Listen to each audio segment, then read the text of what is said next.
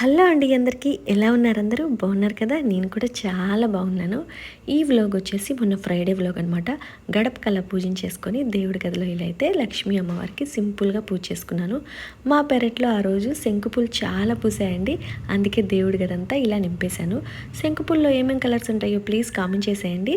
మా ఇంట్లో అయితే వైట్ అండ్ బ్లూ ఉన్నాయి. ఇలా పూజ చేసుకున్నాక ఈవినింగ్ అయితే మేము అమ్మవారి గుడికి వెళ్ళామన్నమాట. మా లక్ష్మీ ఆంటీ గారు సహస్ర దీపాలంకరణ సేవలో పాల్గొన్నారండి.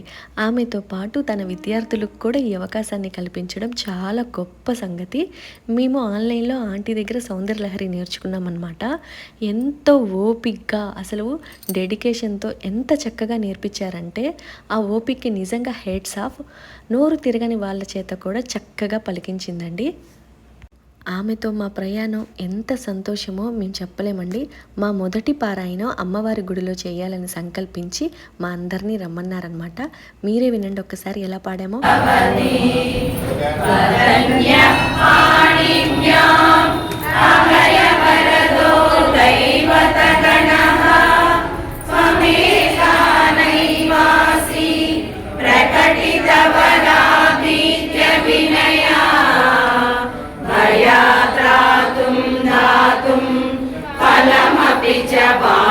वाञ्छासमधिकं शरण्ये लोकानां तव हि चरणावेव निपुणौ हरिस्वाम् आराध्य प्रणतजनसौभाग्यजननी पुराणारी भूत्वा पुररिपुमपि शोभमनयतु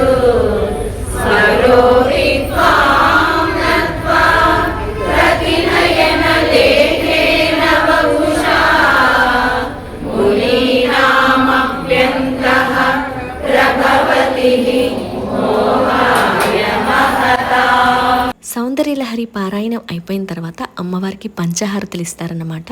తర్వాత ఈ విధంగా మా అందరినీ లైన్గా కూర్చోబెట్టి అర్చక స్వాముల చేత ఆశీర్వాదం ఇప్పించడంతో పాటు అందరికీ పసుపు కుంకుమ పెట్టి పంపించారనమాట. చిల్డ్రన్స్ డే రోజు మా గురువు గారు ఇచ్చిన మాకు గొప్ప గిఫ్ట్ అనుకుంటాం.